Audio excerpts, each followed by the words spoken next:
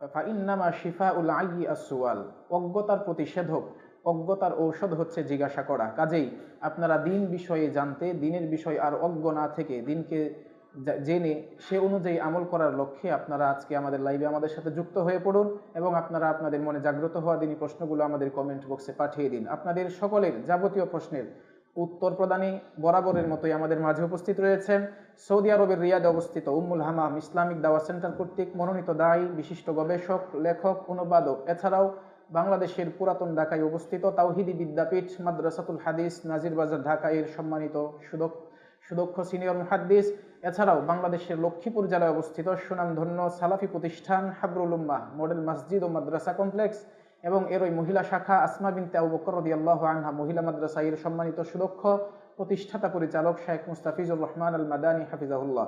সুপ্রিয় দর্শক, আমরা কালক্ষেপণ না করে আমরা আমাদের লাইভের মূল পর্বে চলে যাব। তার পূর্বে আপনাদেরকে জানিয়ে রাখছি যে আমাদের লাইভের শুরু থেকে নিয়ে শেষ পর্যন্ত পুরোটাই দাওয়াতি কাজের অন্যতম এক মাধ্যম। সুতরাং আপনিও আমাদের সাথে দাওয়াতি কাজে অন্যতম ভূমিকা পালন করতে পারেন আমাদের আজকের লাইভটিকে বেশি বেশি শেয়ার করার মাধ্যমে। কাজেই আপনারা প্রত্যেকেই আপনাদের বিভিন্ন নিজেদের ফেসবুক টাইমলাইনে, এছাড়াও বিভিন্ন ফেসবুক গ্রুপে, মেসেঞ্জার গ্রুপে বা হোয়াটসঅ্যাপ গ্রুপে আপনারা আমাদের এই লাইভটিকে শেয়ার করে দিবেন, যাতে করে আপনাদের বন্ধু বান্ধব, আপনাদের আত্মীয় স্বজন তারাও দিনকে জানতে পারে এবং সে অনুযায়ী আমল করতে পারে। এর একটা সাদাকা আপনারা পেয়ে যাবেন ইনশাআল্লাহ। তো আমরা সরাসরি চলে যাচ্ছি আমাদের সম্মানিত শাইখের কাছে। আসসালামু আলাইকুম রাহমাতুল্লাহ। ওয়ালাইকুম আসসালাম শাইখ ভালো আছেন? রাহমাতুল্লাহ। জি আলহামদুলিল্লাহ, আল্লাহ ভালো রেখেছেন। সুপ্রিয় দর্শক শ্রোতা, সম্মানিত শাইখের অনুমতি ক্রমে আমরা প্রশ্ন নেওয়া শুরু করছি। শুরুতেই আমরা আমাদের একদিনী ভাই থেকে প্রশ্ন নিচ্ছি। তিনি জানতে চেয়েছেন, সালাতের সময় পায়জামা বা প্যান্ট টাকনুর উপরে গুটিয়ে নেওয়া যাবে কি? আলহামদুলিল্লাহ রাব্বিল আলামিন ওয়া সলাতু ওয়াসসালামু আলা সাইয়্যিদিল মুরসালিন নবিয়িনা মুহাম্মদ ওয়া আলা আলিহি ওয়া সাহবিহি আজমাইন, আম্মা বা'দ। প্রিয় ভাইরা আমার, আমাদের কাছে যে প্রশ্ন এসেছে, মাঝে মাঝে অনেকের যাদের কোমর চিপা হয়ে থাকে এদের অনেক সময় প্যান্ট পায়জামা এগুলো নেমে যায়। হ্যাঁ, এই কারণে যখনই স্মরণ হবে তখনই উঠিয়ে নেওয়া, সে সালাতে থাকা অবস্থায় হোক অন্য সময় হোক, সেটা কর্তব্য। কারণ রাসূল আকরাম সাল্লাল্লাহু আলাইহি ওয়াসাল্লাম আপনার হুমকি দিয়েছেন, টাকনার নিচে কাপড় গেলে মা আসফালা মিনাল কাবাইনি মিনাল ইজার ফামিন নার। হ্যাঁ, যে কাপড় আপনার টাকনার নিচে চলে যায় সেটা জাহান্নামে যাওয়ার উপযুক্ত। সুতরাং অবশ্যই যখনই আপনার নেমে যায় এটা মনে হয় তখনই উঠিয়ে নিতে হবে ইনশাআল্লাহ। জি। আমাদের আরেক দিনী ভাই তিনি জানতে চেয়েছেন, প্রচুর ওয়াসওয়াসার পর একটি প্রশ্ন করছি, আল্লাহ তাআলাকে কি নারী বা পুরুষ কোনো লিঙ্গ বলা যায়? প্রিয় ভাইজান, এগুলো হচ্ছে ওয়াসওয়াসার বহিঃপ্রকাশ। হ্যাঁ, কখনো আল্লাহকে নিয়ে ভাবতে নেই। হ্যাঁ, আল্লাহকে নিয়ে ভাবতে নেই, আল্লাহর কুদরত নিয়ে, আল্লাহর সিফাত নিয়ে ভাবা যেতে পারে, কিন্তু আল্লাহর আপনার অস্তিত্ব নিয়ে, হ্যাঁ, এবং এই জাতীয় এই লিঙ্গ ইত্যাদি নিয়ে ভাবা, এটা অবশ্যই ইমানের জন্য খতরনাক। এগুলা শয়তান সৃষ্টি করে। এই কারণে এরকম ভাব আসলে আউযু বিল্লাহি মিনাশ শাইতানির রাজিম বলে শয়তানকে তাড়িয়ে দেওয়ার চেষ্টা করবে। জি। আমাদের আরেক দিনী ভাই তিনি জানতে চেয়েছেন, আমার শার্টে অতি ছোট একটা গরু, তার উপর একটা লোক বসে আছে, এরকম একটা চিহ্ন আছে, এখন এটা পরে আমার সালাত হবে কি? শার্টের মধ্যে জি। যে শার্টে যে আপনার ছবি আছে সেটা যদি একবারে ক্ষুদ্র হয়, যে দূর থেকে কেউ দেখতে পায় না, হ্যাঁ, যে আপনার কাছে, হ্যাঁ, কেউ একবার ভালো করে না দেখলে দেখা যায় না তেমন, তাইলে এত সমস্যা নেই। কিন্তু এরকম সামনে কিনতে যাবেন না। এ জাতীয় শার্ট যেখানে প্রাণীর ছবি আছে সেগুলো থেকে অবশ্যই দূরে থাকবেন। কারণ হ্যাঁ, কারোর চোখ পড়লে তার দৃষ্টি যেতে পারে। বিশেষ করে পিছনের যদি সফে যে থাকে, সে যদি পিছনের ছবি থাকে তার দিকে দৃষ্টি যেতে পারে। এই কারণে অন্যের ক্ষতির কারণ হয়ে দাঁড়াবেন না। জি। আমাদের আরেক ভাই জানতে চেয়েছেন, কোনো শার্টে যদি কোনো মদের বা কোনো বাজির স্পন্সর করা থাকে, স্পন্সরের ছবি দেওয়া থাকে, তাহলে সেই শার্ট বা গেঞ্জি পরে কি সালাত আদায় হবে? ধন্যবাদ। আমরা বলবো যে এখানে দুইটা সমস্যা এই জাতীয় শার্ট পরার ক্ষেত্রে। একটা হচ্ছে আপনি খারাপের আপনার বিজ্ঞাপন ধারণ করলেন, যা আপনার মাধ্যমে প্রচার করলেন ওই ব্যাপারটা। না, এটা হইতে পারে না। আপনি একজন মুসলমান মানুষ, খারাপের প্রচার কেন করতে যাবেন আপনার পিঠে ওই লোগোটা ধারণ করে? না, এটা হতে পারে না। এটা একটা। দ্বিতীয় নম্বর আরেকটা হচ্ছে যে আপনার আরেকজনের দৃষ্টি যেতে পারে। আপনি সালাতে দাঁড়াইলেন, আপনার পিঠে ছবিটা আছে, পিছনের মুসল্লির দৃষ্টি আপনার এদিকে যেতে পারে, সেইটা নিয়ে ভাবতে পারে। এই কারণে অন্যের সালাতের ব্যাঘাত ঘটাবে, এবং পাশাপাশি আপনি কেন আরেকজনের এরকম খারাপ পণ্যের প্রচারক হতে যাবেন? জি। আমাদের আরেক ভাই জানতে চেয়েছেন, আল বিদায়া ওয়ান নিহায়া কিতাবটা পড়া যাবে কি? জি, ধন্যবাদ। অবশ্যই পড়া যাবে। ইবনে কাসির রাহমাতুল্লাহি আলাইহি এই কিতাবটা খুবই গুরুত্বপূর্ণ। এই কারণে অবশ্যই পড়বেন। জি। আমাদের আরেক ভাই প্রশ্ন করেছেন, কোন কোন মানুষ বিনা হিসাবে জান্নাতে যাবে? ধন্যবাদ প্রিয় ভাইজান। আমরা বলবো যে এই ব্যাপারে রসুল আকরম সাল্লাল্লাহু একটা প্রসিদ্ধ হাদিস রয়েছে। রসুল আকরম সাল্লাল্লাহু বলেছেন যে 70,000 মানুষ বিনা হিসাবে আপনার জান্নাতে যাবে কিয়ামতের দিবসে। সেই মানুষগুলোর আপনার বৈশিষ্ট্য বর্ণনা করতে গিয়ে রসুল আকরম সাল্লাল্লাহু আলাইহি ওয়াসাল্লাম বলেছেন যে তারা কি করে না, লা ইয়াতাতায়্যারুন, তারা কুলক্ষণ ভাবে না, এবং লা ইয়ারকুন, লা ইস্তারকুন, তারা অন্যের কাছ থেকে ঝাড়ফুঁক তলব করে না, কিন্তু নিজে ঝাড়ফুঁক করতে পারে। যদিও কোনো বর্ণনায় লা ইয়ারকুন শব্দ আসছে, কিন্তু এটা বিশুদ্ধ না। আসলে লা ইস্তারকুন, যা অন্যজন থেকে ঝাড়ফুঁক নিতে যায় না, নিজে ঝাড়ফুঁক করতে পারে, অন্যজনকে অসুবিধা নেই। এরকমভাবে বলছে ওলা ইকতুবুন, যারা আপনার এরকমভাবে ছেঁকা নেয় না, মানে আগুনের ছেঁকা, যেটা আরব দেশে সাধারণত করা হয়, আমার দেশে তেমন দেখা যায় না। আমার দেশে হয়তো বা গরু ছাগল ইত্যাদিকে করা হয়, কিন্তু এরকম মানুষের এরকম ছেঁকা দেয় না। এটা কিন্তু রাসূল সাল্লাল্লাহু আলাইহি ওয়াসাল্লাম বলছেন আখিরুদ দাওয়া ইয়াল খাই, যে সর্বশেষ চিকিৎসা হচ্ছে ওই দাগ দেওয়া লোহা দিয়ে, সেটা আরব দেশে এখন এই চিকিৎসা আছে। এটা সর্বশেষ চিকিৎসা হিসেবে রাসূল সাল্লাল্লাহু আলাইহি ওয়াসাল্লাম আখ্যায়িত করেছেন। এই কারণে সাধারণত সেটা করতে যাবে না। যারা আপনার বিনা হিসেবে জান্নাতি হবেন, তাদের বৈশিষ্ট্য যে ওটা থেকেও বিরত থাকা। সর্বসাকুল্যে রাসূল সাল্লাল্লাহু আলাইহি ওয়াসাল্লাম সর্বশেষে বলছেন ওয়া আলা রাব্বিহিম ইয়াতাওয়াক্কালুন, যে তাদের মূল চরিত্র হচ্ছে যে আল্লাহর উপর সর্বক্ষেত্রে ভরসা করবে, আল্লাহর উপর। তো এই চরিত্রটা ধারণ করতে হবে বিনা হিসাবে জান্নাতে যাওয়ার জন্য। জি। আমাদের আরেক ভাই প্রশ্ন করেছিলেন যে শার্টের মাঝে গরুর ছবি বা এই জাতীয় কোনো ছবি, সেই বিষয়টাকে তিনি আরো একটু স্পষ্ট করেছেন যে ছবিটা একেবারেই ক্ষুদ্র, একেবারে ছোট, যেটা সুতা দিয়ে বা অন্য কোনো কিছু দিয়ে আঁকা হয়ে থাকে, তো সেটা দিয়ে সালাত হবে কিনা? জি, অবশ্যই সেটা বলছিলাম যে একবারে যদি ক্ষুদ্রাতি ক্ষুদ্র হয়, পিছনের ব্যক্তি দেখতে পায় না তেমন একটা, ওরকম হইলে সমস্যা কম আর কি। আর যদি নাকি দেখতে পায় তাইলে ওর দৃষ্টি যেতে পারে, এই আর কি ব্যাপারটা। জি। আমাদের আরেক ভাই প্রশ্ন করেছেন একসাথে 3 তালাক দিলে 3 তালাক পতিত হবে নাকি 1 তালাক হিসাবে গণ্য হবে? ধন্যবাদ প্রিয় ভাই। জান, এই ব্যাপার নিয়ে মতভেদ রয়েছে। ওলামায়ে কেরাম, অধিকাংশ ওলামায়ে কেরামের মতে 3 তালাকই হবে। 4টা মাযহাব কিন্তু এই ব্যাপারে একমত। কিন্তু আপনার বিশেষ করে ইবনে তাইমিয়া রাহমাতুল্লাহ আলাইহি এবং ইবনুল কাইয়্যিম রাহিমাহুল্লাহ, এরা কিন্তু মত দিয়েছেন যে 3 তালাককে 1 তালাক ধরা যায়। কারণ বিশেষ করে এই ব্যাপারে ফতোয়া ছিল রাসূল আকরাম সাল্লাল্লাহু আলাইহি ওয়াসাল্লামের যুগে, আবু বকরের যুগে এবং ওমর রাদিয়াল্লাহু আনহু প্রথম 2 বছরে ওনার খেলাফত কালের। সুতরাং যখন ওই ফতোয়া আগে চলছিল, আর হযরত ওমর রাদিয়াল্লাহু আনহু মানুষের এই যে অবহেলার কারণে যে এটাকে গুরুত্ব দিচ্ছে না তালাকের ব্যাপারগুলোকে, এই কারণে কঠিন করতে চেয়েছেন এবং তিনি ফরমান জারি করেছেন। তো সেটা উনি একজন প্রশাসক হিসেবে ফরমান জারি করলে সেটা মানুষে মানতে বাধ্য। কিন্তু যখন আমাদের দেশে, বিশেষ করে বর্তমান সমাজের মধ্যে মানুষের মূর্খতা থাকার কারণে তালাকের বিষয়ে সুন্নত বেদাত এগুলো পার্থক্য করতে পারে না, যার কারণে দেখা যায় যে হুট করে তালাক দিয়ে বসে, পরবর্তীতে কান্নাকাটি শুরু করে, সন্তান নিয়ে চিন্তিত হয়ে পড়ে, শেষ পর্যন্ত দেখা যায় যে ছাড়তে চায় না নিজের স্ত্রীকে, যে কোনোভাবে কোনো মতে রেখে দেওয়া যায় কিনা। আর আমাদের দেশে একটা পন্থা তো আছেই যে হিলা করার, যেটা শরীয়ত আপনার হারাম এবং নাজায়েজ কাজ, সেটার দিকে যখন মানুষ দাবিত হয়, এই কারণে আমরা বলবো যে দ্বিতীয় মতকে, যেটা ইসলামের শুরু যুগে ছিল, এই ঝামেলা থেকে মুক্তি পাওয়ার জন্য, যেন কেউ আপনার হারাম পন্থায় হালাল করতে না যায়, সেটা থেকে বাঁচার জন্য। এবং যদি দেখা যায় যে ওরা ছাড়বেই না কোনো মতে নিজের সন্তানের কারণে, বা বিশেষ ভালোবাসা ছিল, এটা অঘটন ছিল, এই কারণে আমরা বলবো যে এরকম কঠিন মুহূর্তে প্রথম মাসলাকে মেনে নেওয়া সেটা সঠিক হবে। আর যদি নাকি এমনিতেই সম্পর্ক ভালো নয়, তাইলে আপনার যেটার উপর আলেমদের বেশিরভাগ মত আছে সেটাকে গ্রহণ করাই ভালো। জি, জাযাকুমুল্লাহ খাইর।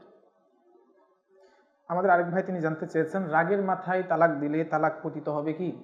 ধন্যবাদ। আমরা বলবো যে রাগের ব্যাপারটা আসলে বুঝার ব্যাপার।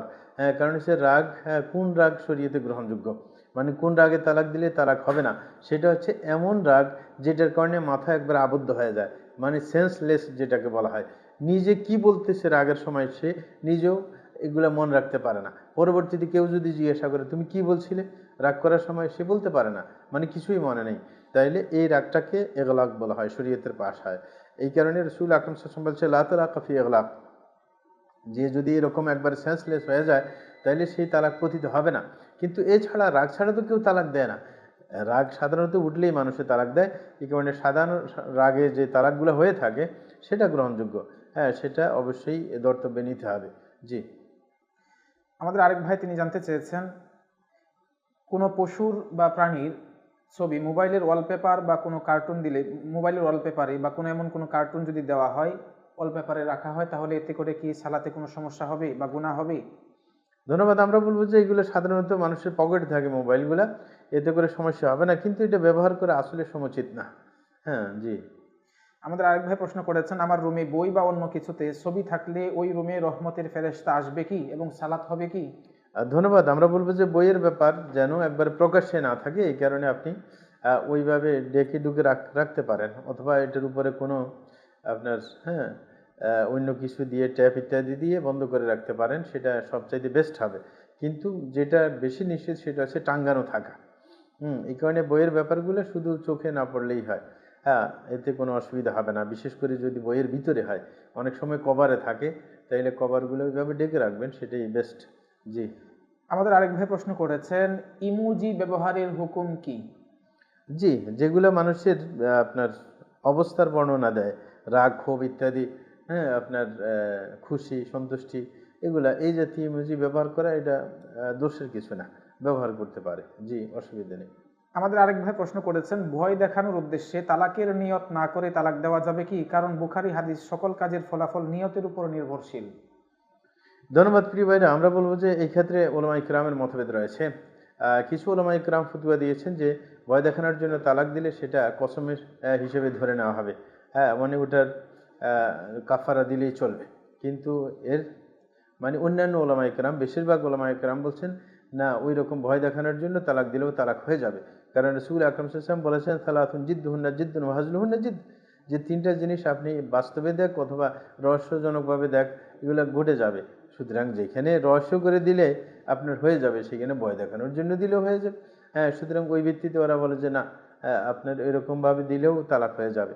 এই কারণে আমরা বলবো যে অবশ্যই এগুলো থেকে দূরে থাকা দরকার। ভয় দেখানোর অন্য কোনো পন্থা অবলম্বন করবে, কিন্তু তালাকের ব্যাপারটাকে গ্রহণ করতে যাবে কেন, যেটা নিয়ে আলেমদের মধ্যে মতভেদ রয়েছে।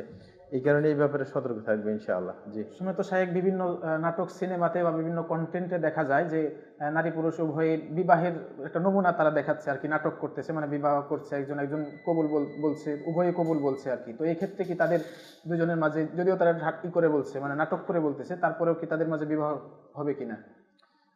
ধন্যবাদ। যদি মানে ওরকম অভিনয় করে যদি এরকম ডাইরেক্ট বলে আমি তোমার স্ত্রী, ওইখানে সাক্ষী টাক্ষী সব আছে, তাইলে কিন্তু বিয়ে হয়ে যাবে। এগুলো ওই যে নাটক ফাটক কাজ দিবে না, কারণ রাসূল ইসলাম বলছেন না, তিনটা জিনিসের রহস্য চলে না। হ্যাঁ, তো সুতরাং তার মধ্যে এটাও হ্যাঁ বিবাহ, এটা ঝামেলাকর। এই কারণে একটা ব্যাপার মনে আসছে আমাদের। এক ছেলে খুব শয়তান টাইপের, যখন শিক্ষক তালাকের ব্যাপারটা বুঝাতে চাচ্ছিল, তো মানে সে একটু দুষ্ট টাইপের, তো সে বলছে যে ব্যাপারটা আমি বুঝি নাই, আপনি দৃষ্টান্ত দিয়ে বুঝান। তখন ও বুঝাইতে গেছে যে ধরো না আমার মেয়ে, আমি তোমাকে বিয়ে দিচ্ছি, হ্যাঁ তুমি কবুল হ্যাঁ বললে হয়ে যায়, সে কবুল বলে দিচ্ছে। এখন তো শিক্ষক বেকায়দে পড়ে গেছে, যেহেতু প্রস্তাব করলে নিজের মেয়ের কথা, পরে বলে যে কি তুমি কবুল বলে কেন, বলে যে বিয়ে তো হয়ে গেছে, আপনি বললেন যে এইভাবে করলে হয়ে যায়। হ্যাঁ, মানে একটা এগুলা নিয়ে তামাশা চলে না।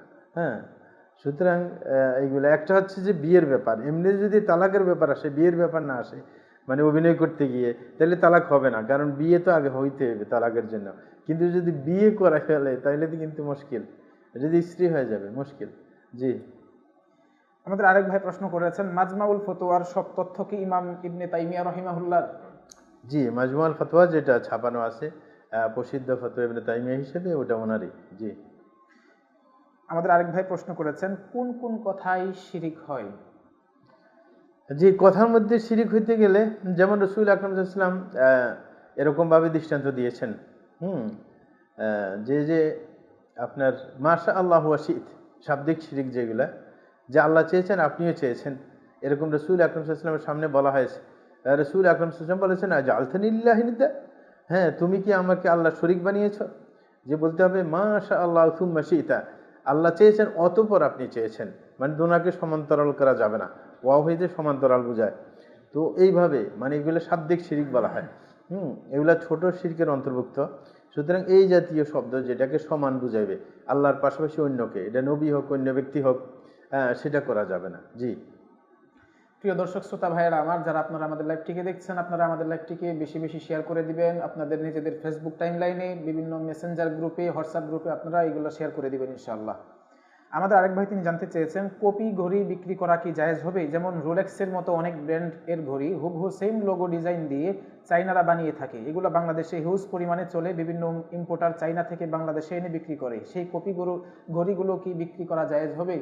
ধন্যবাদ প্রিয় ভাই। আমরা বলবো যে যেটা কপি ওটা কপি বলে বিক্রি করতে হবে, কিন্তু আপনি যদি ওটাকে আসল বলিয়ে চালিয়ে দেন তাহলে তো চলবে না। মানে যেটা যেরকম ওই রকম যদি বিক্রি করেন, যে এটা কপি করা, এটা মূল না, মূল যে মার্কা গড়ি না, ব্র্যান্ডের গড়ি না, এটা বলে দিলে অসুবিধা নেই, কিন্তু আপনি ব্র্যান্ড বলে চালিয়ে দিলে তো তাইলে চলবে না। হ্যাঁ, ওটা না যায় অবশ্যই। জি। আমাদের আরেক ভাই প্রশ্ন করেছেন, কাফেরদের কাফের না বললে ঈমান থাকে না, কিং জং উনের দেশ উত্তর কোরিয়ার লোকদেরকে কাফের বলার বিধান কি? ধন্যবাদ। আমরা বলবো যে কাফের বলতে বলা হয়নি, যে কাফেরকে কাফের মনে করতে হবে, কিন্তু কাফেরকে কাফের, হ্যাঁ, আপনার ডাইরেক্ট ডাকতে পারবেন না। হ্যাঁ, যে তার সামনে বলবেন তুই কাফের, হ্যাঁ না, এরকম বলা হয়েছে আপনার সংস্কৃতি ইসলামী সংস্কৃতি বিরুদ্ধ, এটা বলতে যাবে না, কিন্তু মনে করতে হবে। আপনার কাফের রাষ্ট্র যেগুলো আছে তাদেরকে আমরা কাফের মনে করব, যেমন ইন্ডিয়ার এরা পৌত্তলিক, এদেরকে আমরা কাফের মনে করব, মুশরিক মনে করব। এরকম অন্যান্য খ্রিস্টান রাষ্ট্রগুলো যেগুলো আমাদের রসুলকে বিশ্বাস করে না, তাদেরকে আমরা কাফের মুশরিক মনে করব। মনে করতে হবে এবং ওই জাতীয় আচরণ করতে হবে। যখন আমি তাকে মনে করব তখনই তো আচরণের পরিবর্তন আসবে, তখন তার সাথে বন্ধুত্ব চলবে না, তার সাথে সাধারণ লেনদেন চলবে, তার সাথে বেইনসাফি চলবে না, হ্যাঁ, যে আপনি জুলুম করতে যাবেন না। তো এইগুলোর সাথে কাজের সম্পর্ক, এই কারণে মনে করতে হবে। এটা ভুলতে বলা হয় না যে আপনি ওর সামনে বলে দেবেন কাউকে, হ্যাঁ, কথার প্রসঙ্গে তার সামনে বলে দেবেন তুমি তো কাফের, না, এরকম বলা যাবে না, কারণ এতে করে শত্রুতার সৃষ্টি হবে। তখন দেখা যায় যে আপনার দাওয়াতি যে একটা সুবিধা, সেই সুবিধা বঞ্চিত হবেন, তাকে কোনোভাবে আর দাওয়াত দিতে পারবেন না, আপনার সাথে শত্রুতার সৃষ্টি হয়ে যাবে। এই কারণে শরীয়তে এটা বলতে বলে নাই, মনে করতে বলা হয়েছে। জি। সম্মানিত শাইখ, ইন্ডিয়ার একজন মানবতার ফেরিওয়ালা বিখ্যাত, উনি হুসেইন মানসুরি নাম, তো ব্যক্তিটা তিনি মুসলিম, কিন্তু তিনি একটা ভিডিওতে দেখা গেল যে উনি হিন্দুদের যে দেবতা তার একটা ছবি রাস্তার ধারে পড়ে আছে, তিনি ওটাকে হাতে নিয়ে সেটাকে মুছলেন সুন্দর করে, ওটাকে খুব সম্মান করলেন আর কি। তো এই জিনিসটা খুব ভাইরাল হয়েছে আর কি। তো হিন্দুদের বা বিধর্মীদের কোনো মূর্তি বা কোনো ছবি বা তারা যে সমস্ত বস্তুকে দেবতা মানে তাদেরকে সম্মান করা কি ইসলাম ভঙ্গের কারণ? জি, অবশ্যই। যখন সে মানে সম্মান দিয়ে নিয়েছে, হ্যাঁ, তখন সেটা অবশ্যই, হ্যাঁ, আপনি সেটার প্রতি তার ভালোবাসা আছে, সেটার প্রতি সম্মান বোধ আছে, সেটাকে সঠিক মনে করে, কারণ এটা সাপোর্ট বোঝায়। সুতরাং সেগুলো করতে যাবে না। হ্যাঁ, ওটার কোনো মূল্য নাই, কারণ ওরা শিরিক করতেছে। সুতরাং ওটাকে, তার ওই যে বানানো দেবতাকে আপনি সম্মান করতে যাবেন কেন? এটাকে ওই যে মানবতা বলে চালিয়ে দিলে হবে না, এটা হচ্ছে ধর্মীয় বিষয়। সুতরাং এটা ধর্মীয় বিষয়কে অবশ্যই ওইভাবে নিতে হবে। এটাকে মানবতার, হ্যাঁ, মানে দাবি করে যে মানবতা দেখিয়েছে এই কারণে ভাইরাল হয়ে যাচ্ছে, না, এরকম কিছু না, এগুলো ধর্মীয় বিষয়। তাদের দাবি হচ্ছে যে মানবতার ধর্মই হচ্ছে বড় ধর্ম। না না, এইটা হয়েছে মানবতার নাম দিয়ে এখন অন্য ধর্মকে খাইয়ে দেওয়ার চেষ্টা চলছে আর কি সমাজের মধ্যে, না, এটা চলবে না। অবশ্যই ওটা শরীয়তে আল্লাহর দৃষ্টিতে বাতিল, সুতরাং ওটার প্রতি কোনো ধরনের সম্মান প্রদর্শন করা যাবে না। জি। আমাদের আরেক ভাই প্রশ্ন করেছেন, স্ত্রী মারা গেলে স্বামী তাকে দেখতে বা গোসল দিতে পারবে কি? তথাকথিত এক মুফতি সাহেব বলেছেন যে দেখা করা যাবে কিন্তু গোসল দেওয়া যাবে না। ধন্যবাদ। আমরা বলবো যে করা যাবে। আপনি দেখতেও পারবে, গোসল দিতেও পারবে, কারণ রাসূল আকরাম সাল্লাল্লাহু আলাইহি ওয়াসাল্লামের বিশিষ্ট সাহাবী, তিনি হচ্ছেন হযরত আলী রাদিয়াল্লাহু তাআলা আনহু। ফাতেমা রাদিয়াল্লাহু তাআলা আনহা যখন মৃত্যুবরণ করলেন, তাকে উনিই গোসল দিলেন। সুতরাং পুরুষ, হ্যাঁ, নিজের স্ত্রীকে দেখলেন, গোসল দিলেন। এরকমভাবে হযরত আবু বকর রাদিয়াল্লাহু তাআলা যখন মৃত্যুবরণ করেছেন, হযরত আবু বকরকে ধোয়াইছিলেন কে? ওনার স্ত্রী আসমা বিনতে উমাইস রাদিয়াল্লাহু তাআলা আনহা। সুতরাং বিশিষ্ট দুইজন সাহাবী, খলিফা, হ্যাঁ, তাদের ক্ষেত্রে এটা প্রমাণিত। সুতরাং এটাকে নাজায়েজ বলে চালিয়ে দেওয়ার কোনো মানে হয় না। জি। তারা বলে যে স্ত্রী থাকলো না, এটা বডি থাকলো, মানে যখন রু চলে গেছে, এটা হচ্ছে বুদ্ধিগত কথা। তাইলে দেখবে কেন? যদি দেখাও তো নাজায়েজ হবে, যদি ধোয়া আপনার নাজায়েজ হয়। বিবাহটা জি। কি শাইখ বিচ্ছেদ হয়ে যায় স্ত্রী মারা গেলে না বা না, স্বামী মারা কোশ্চেন গেলে? কালো না, কোশ্চেন কালো না, বিবাহ বিচ্ছেদ হবে কেন? সে তার স্ত্রী, এই কারণে তো দোয়ার মধ্যে আছে, হ্যাঁ, ওয়াজাউজান খায়রাম মিন যাওজিন, ঠিক না? ওটা তো তার স্ত্রী। সুতরাং স্ত্রী তার পরকালে যদি সে জান্নাতি হয়, তাকে পাবে, তার স্ত্রী দাবি।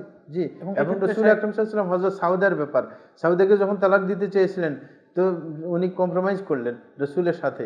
হ্যাঁ, কেন? যেন পরকালে তিনি স্ত্রী হিসেবে রসুলের সাথে থাকতে পারেন। সুতরাং আপনার মৃত্যুর কারণে বিবাহ বিচ্ছেদ হয়ে যায় না। জি। হাদিস এবং সাহাবাদের আসার বা তাদের আমল থাকার পরেও দেখা গেছে যে তারা হানাফি মাযহাবটাকে প্রাধান্য দিচ্ছে সেক্ষেত্রে, এবং তাদের দাবি হচ্ছে যে আমরা তো সাহাবাদের মতো ঈমানওয়ালা না, তারা তো স্ত্রীদেরকে সামনে দেখছে কিন্তু তারপরেও তাদের ভিতরে কামনা বাসনা জাগে না, কিন্তু আমাদের ঈমান দুর্বল, তো আমাদের ভিতরে কামনা বাসনা জেগে যেতে পারে, তখন এই জন্য হ্যাঁ, তাকে ধন্যবাদ। সমস্যা মনে এইগুলো করে। হচ্ছে বেহুদা কথা। কারণ সে একজন মারা গেছে, তার তো মানসিক অবস্থা এমনিই ভেঙে পড়বে। হ্যাঁ, সুতরাং সেইখানে কামনা বাসনার ব্যাপার আসার কথা না স্বাভাবিকভাবে। কিন্তু আপনাকে তো বাধ্য করা হচ্ছে না যে আপনি ধুয়ে দিবেন। ও সাধারণত অন্যরাই ধুয়ে থাকে, কিন্তু কেউ যদি চায় আমার স্ত্রীকে কেউ দেখতে পারবে না, হ্যাঁ, তো সুতরাং সে করতে পারবে, অসুবিধা নেই। এটা তো শরীয়ত বাধ্য করে নাই। জায়েজ একটা ব্যাপারকে আপনি নাজায়েজ বলার তো কোনো অজুহাত নাই, যেখানে আপনার প্রমাণিত। জি। ভারতের পশ্চিমবঙ্গ থেকে সাইদুল ইসলাম নামক এক ভাই, তিনি জানতে চেয়েছেন যে টি শার্টে অশোক চক্রের ছবি থাকলে কি সালাত আদায় করা যাবে? অস্বচ্ছ অশোক চক্র। অশোক চক্রের না, না, এগুলা রাখা যাবে না। জি। আমাদের আরেক ভাই, তিনি জানতে চেয়েছেন কবরস্থানে জুতা পাই দিয়ে হাঁটা যাবে কি? যেখানে মাটি আছে কবরের সামনে জুতা পাই দিয়ে যাওয়া যাবে কি? হ্যাঁ, কবরের মাঝখানে যদি ফাঁকা বেশি থাকে তাইলে চলা যাবে, কিন্তু কবরের উপর মাড়ানো যাবে না। হ্যাঁ, এটা নিষেধ। কারণ সে তার সম্মানহানি হবে। মৃত যারা, তারাও তার সম্মানী। এই জন্য রাসূল বলছেন আল মাইয়িতু আল মুসলিমু, হ্যাঁ, আল মাই কি বলে যে আল মাইয়িতু মুহতারামুন, বলে যে হাইয়ান ওয়া মাইয়িতা। হ্যাঁ, আল মুসলিমু মুহতারামুন হাইয়ান ওয়া মাইয়িতা। হাদিসের শব্দ যে একজন মুসলমান সে সম্মানিত, জীবিত থাকুক অথবা কি মৃত থাকুক, সুতরাং তার সম্মান নষ্ট হবে আপনি তাকে তার কবর উপর মারাইতে গেলে। কিন্তু অনেক সময় আরব দেশে দেখা যায় যে বিশাল কবরস্থান, এক সাইডে খালি পড়ে আছে নতুন কবর দেওয়ার জন্য, ওইরকম জায়গায় জুতা ব্যবহার করা যেতে পারে। কিন্তু মানে কবরের মাঝখান দিয়ে দুইজনের যদি ফাঁকা থাকে না তেমন, সেখান দিয়ে চলা ঠিক না। জি। আমাদের আরেক ভাই প্রশ্ন করেছেন সালাতরত অবস্থায় বাতাসে কাপড় পিঠের উপরে উঠে গেলে কি সালাত শুদ্ধ হবে? অসুবিধা নেই, মানে বাতাসে উঠে যেতে পারে, কিন্তু সতর তো আর খুলে যায়নি। জি। আমাদের আরেক ভাই প্রশ্ন করেছেন কোনো কাপড় ন্যূনতম কতটুকু ছেঁড়া হলে তা দিয়ে সালাত আদায় করা যাবে? ছেঁড়ার ব্যাপার হচ্ছে আপনার সতরটা ঢাকা থাকলেই হয়। হ্যাঁ, মানে ছেঁড়া নিচে দিয়ে যদি থাকে অসুবিধা নেই। মানে সতর ছেঁড়া না হইলে, ওই নির্দিষ্ট না পড়লে সেটাতে অসুবিধা নেই। এরকম ছেঁড়া থাকতে পারে, কারণ অনেকের দেখা যায় যে প্যান্টের নিচে ছেঁড়া। হ্যাঁ, ওই যে যারা প্যান্ট একটু লম্বা করে পড়ে, মাটির সাথে লাগতে লাগতে ওইটা ছিঁড়ে যায়, ঠিক না? তো ওটা অসুবিধার কিছু নেই। অনেকে তো ছিঁড়াই পড়ে, দেখা যায় যে প্যান্টের ছিঁড়া স্টাইল। তো মুশকিল কথা, শুধু সতরটা না দেখা গেলেই হয়। জি। আমাদের আরেক ভাই প্রশ্ন করেছেন মনে মনে তালাক দিলে কি তালাক পতিত হবে? না, মনে মনে তালাক দিলে তালাক পতিত হয় না, কারণ মনের গুলা মানে শরীয়তে মাফ করে দিয়েছে। কারণ মনে অনেক কথাই আসতে পারে। হ্যাঁ, এই কারণে শরীয়তে বলছে যতক্ষণ পর্যন্ত মুখে উচ্চারণ না করবে ততক্ষণ পর্যন্ত গ্রান্টেড হবে না। জি, কথা উচ্চারণ হইতে হয়। জি। আমাদের আরেক ভাই প্রশ্ন করেছেন মেয়েদের নূর জাহান নাম রাখা যাবে কি, যার অর্থ হলো জগতের আলো বা পৃথিবীর আলো? ওটা মাজাজান অর্থ ধরা যেতে পারে, কোনো অসুবিধা নেই, ওটা কোনো শিরিক হবে না। এমনি নামটা অসুন্দর। হুম, কারণ অনেক সময় দেখা যায় যে এত সুন্দরী না তারপরে এরকম রাখছে, সুন্দরী হইলে তারপরেও চলে, যদি ওইরকম হয় আর কি। জি। আমাদের আরেক ভাই প্রশ্ন করেছেন অনেকে বলে থাকে যে তালাক এর নিয়ত না থাকলে তালাক পতিত হয় না, কথাটা কতটুকু সত্য? না, তালাক শব্দ যদি সরাসরি উচ্চারণ করা হয় তখন তালাক হয়ে যায়। এটা তো আগে বললাম যে যদি ভয় দেখানোর জন্য হয় সেটা নিয়ে আলেমদের মধ্যে মতভেদ আছে। হ্যাঁ, কিন্তু আপনি তালাক শব্দ সরাসরি উচ্চারণ করলেন পড়ে যাবে, কারণ তালাকের ব্যাপারটা ভিন্ন অন্য কথার থেকে। এই কারণে তালাকের ব্যাপার নিয়ে তামাশা চলবে না। জি। আমাদের আরেক ভাই তিনি জানতে চেয়েছেন সালাত বিনষ্টকারীর বিধান আর সালাত পরিত্যাগকারীর বিধান এর পার্থক্য কি, আর উভয়ের বিধান কি হবে? ধন্যবাদ। সালাদ পরিত্যাগকারী আর বিনষ্টকারীর মধ্যে একটু ব্যবধান আছে। বিনষ্টকারী যেটাকে বলা হয় সেটা হচ্ছে হয়তোবা সালাতের পূর্ণ অধিকার রক্ষা করে না, মানে সালাদ দেখা যায় যে চলে গেছে, জামাত চলে গেছে, জামাতে পড়ে নাই, হ্যাঁ, বা জামাতের প্রতি তার অবহেলা অথবা দেরি করছে, এগুলোও মানে বিনষ্টকারীর অধীনে ধরা হয়। আরেকটা হচ্ছে পরিত্যাগ করে, একবারেই পড়লো না, হ্যাঁ, সেও বিনষ্টকারী, কিন্তু চরম পর্যায়ের বিনষ্টকারী আর কি। আর কিছু আছে সামান্য অধিকার নষ্টকারী, তাইলে দুইজনের মধ্যে একটু বেশ কম আছে। কোনো কোনো সময়ে চরম আকারে বিনষ্টকারী বলতে আর কি ত্যাগকারীকে বোঝানো হয়। তো সুতরাং একবারে যদি ত্যাগ করে দেয় তাহলে সে কাফের হয়ে যাবে। কিন্তু কেউ যদি দেখা যায় যে আপনার সালাতের পূর্ণ অধিকার আদায় করে নাই, সে জামাতে পড়ে নাই, অথবা নামাজ পড়তে গিয়ে যেইভাবে রসুল পড়েছেন সেইভাবে সে ফলো করে নাই, অথবা মনোযোগ তার ছিল না, এগুলোও তো সব মানে অধিকার নষ্ট করা, মানে গুরুত্ব কম দেওয়া। কিন্তু এটা ওই পর্যায়ের না, একবারে যে সালাত পরিত্যাগ করে দেয় তার মতো না। সুতরাং এগুলোর জন্য সব নষ্ট হয়ে যাবে, মানে যে মনোযোগ না থাকলে, রসুলের পদ্ধতি অনুযায়ী না হইলে। তো এইগুলার ওটা এক না। এই কারণে পরিত্যাগকারী ভিন্ন, যে একবারে ত্যাগ করে ফেলছে, সালাত পড়ে না, তার বিধান হচ্ছে সে কাফের। এটা হচ্ছে বিশুদ্ধ মত। জি, আমাদের আরেক ভাই তিনি অনেক গুরুত্বপূর্ণ একটা প্রশ্ন করেছেন যে কোন কোন কথায় তালাক হয়, অর্থাৎ তালাকের শব্দগুলা কোনটা কোনটা। জি, প্রকাশ্য যদি তালাকের শব্দ ব্যবহার করে, অথবা আপনার তালাক বুঝায় এরকম শব্দ ব্যবহার করে, যেমন বলে তালাক দিলাম, এটা বললে তো সরাসরি হয়ে গেল। আবার যদি বলে তোমার সাথে আমার কোনো বৈবাহিক সম্পর্ক নাই, এটাও তালাক শব্দের মতো, কারণ ওই তালাকের শব্দের অর্থ সম্পর্ক ছিন্ন করা। তাইলে এরকম যদি বাংলাতে বলে যে আমার সাথে আজকে থেকে তোমার কোনো বৈবাহিক সম্পর্ক নাই, সম্পর্ক নষ্ট হয়ে গেছে, তাহলে এটাও তালাক। কারণ এটা পরিষ্কার শব্দ, তালাকের অর্থ বহন করে পরিষ্কারভাবে। এগুলো গেলে সরিহ তালাক বলে, মানে একবারে সুস্পষ্ট তালাক। কিন্তু এমনি যদি বলে যে ছেড়ে দিলাম, চলে যাও আমার ঘর থেকে, এই জাতীয় এগুলোর জন্য নিয়ত লাগে, এটাকে কেনাই বলে। তাইলে দুইটা এক না। মানে যেগুলো সুস্পষ্ট তালাক বুঝায় সেগুলোর বিধান একটা, আর যেগুলো সুস্পষ্ট বুঝে নাই, অন্য অর্থ বোঝানোর সম্ভাবনা আছে, তাইলে সেটার জন্য নিয়ত লাগে। জি, আমাদের আরেক ভাই প্রশ্ন করেছেন, আমার এক বন্ধু সে দিনের বিষয়ে তেমন একটা জ্ঞান রাখে না এবং সালাত আদায়ও করে না, হঠাৎ সে ইচ্ছা পোষণ করেছে তাবলিগে যাবে আমাকে নিয়ে, এমনকি কয়েকজনকে বলেও দিয়েছে। এখন তার তো মানহাজ বিষয়ক তেমন জ্ঞান নেই, আমি চাচ্ছি সে আগে বেসিক কিছু দিন শিখুক, যা সবারই সেম। আমার কি তার সাথে তাবলিগ জামাতে যাওয়া ঠিক হবে যদি তাদের ফাজাইল আমলের দার্সে আমি না বসি? জি, ধন্যবাদ। আপনি যদি এটাকে একটা সুযোগ হিসেবে মনে করেন যে তার সাথে থাকবো, তাকে আমি বিশুদ্ধ কথা শিক্ষা দেব, হ্যাঁ এগুলো যদি উদ্দেশ্য থাকে তাইলে অসুবিধা নেই। আর আপনি যদি বিশেষ করে কোনো পরিবর্তন আনতে পারেন, তাবলিগের যে গিয়ে যদি মনে করেন যে কোনো ভুল আপনার চোখে পড়লে সেটা যদি বোঝানোর চেষ্টা করতে পারেন, সেটাও ঠিক। কিন্তু অবশ্যই প্রথম কথা হচ্ছে যে আপনার ভিত ঠিক আছে কিনা। কারণ আপনি গিয়ে যদি ওখানে গিয়ে আপনিও আপনার আক্রান্ত হয়ে যান, তাবলিগের সেই যে একরামুল মুসলিমিন, যেটা মানুষকে আকৃষ্ট করে বেশি, মানে তাদের খেদমত ইত্যাদির কারণে অনেক সময় মানুষ আকৃষ্ট হয়ে যায়। আমি একবার গাড়িতে উঠছিলাম সৌদি আরবে, মানে রেন্টে কারের গাড়ি আর কি। তা আমাকে বলতেছে তুই কুমিল্লা চিনোস নাকি? তা আমি কি কুমিল্লা, তোর সাথে কুমিল্লার সম্পর্ক কি? এটা তো বাংলাদেশের একটা এলাকার নাম। তো বলে যে আমি মদিনার লোকটা বলে যে আমি যখন সৌদি আরব থেকে চলে গেছিলাম বাংলাদেশে তাবলিগে, বলে যে যেইখানে আমি যাই, যা মানে মদিনার মানুষ সবাই আমাকে ধরে ছুঁইতে আসে, আমার খেদমত করে, খুব আমার ভালো লাগছে, আমার বউ তো এত খেদমত করে নাই আমার। তো এই যে তাদের খেদমতের ধরনটা কিন্তু অনেকের প্রভাবিত করে। এই কারণে আমরা বলবো যে এমন মানুষ যদি হয় তাহলে তো মুশকিল। পাক্কা যদি হয়, তার আকীদের ব্যাপারে তার স্বচ্ছতা আছে, যে সে মিসগাইডেড হবে না, তাইলে মানে 2-1 দিনের জন্য যাওয়া যেতে পারে, অনেক সময় 3 দিনের জন্য যায়, মানে ছোট সফর আর কি। কিন্তু লম্বা সফর রিস্কি, যে আপনি এক চিল্লা দিতে যাবেন, তাহলে দীর্ঘ সময়ে আপনি প্রভাবিত হতে পারেন। এই কারণে আমরা বলবো যে এটা না করে পারলে খুবই ভালো। আর যদি 2-3 দিনের ব্যাপার হয়ে থাকে, যে আমি বুঝি আমি ওদের দ্বারা প্রভাবিত হব না, বরং আমি প্রভাব বিস্তার করার চেষ্টা করব তাদের মধ্যে, তাইলে হতে পারে। জি, আমাদের আরেক ভাই জানতে চেয়েছেন যে বুকের কোন কোন জায়গায় হাত বাঁধা যায়, বুকে হাত বাঁধার কয়টি নিয়ম রয়েছে? ধন্যবাদ। আমরা বলবো যে নাভির উপরের অংশ যদি হয়, এটা হইলেও চলবে। যে অনেকে আছে এই যে নাভির উপরে, পেটের উপরে হাত বাঁধে, বুকের উপরে না হইলেও, এগুলো মানে ফাওকাস সুররা যেটাকে বলে, যে এই অংশগুলোর মধ্যে মানে একটু নিচেরটার চাইতে উপরেরটার আপনার গ্রহণযোগ্যতা বেশি। তাহতা সুররা যেটা একবারে দুর্বল হাদিস, আর উপরগুলো তো কিছু দুর্বলতা আছে, কিন্তু একবারে বুকের উপর যেটা, সেটা মানে তওস থেকে যিনি তাবি, তার থেকে শুদ্ধ বর্ণনা পাওয়া যায়। এই কারণে সেটাকে আমরা প্রাধান্য দিয়ে থাকি। জি, আমাদের আরেক ভাই প্রশ্ন করেছেন, বাদ্যযন্ত্র নিয়ে কি আলেমদের মাঝে মতবিরোধ ছিল?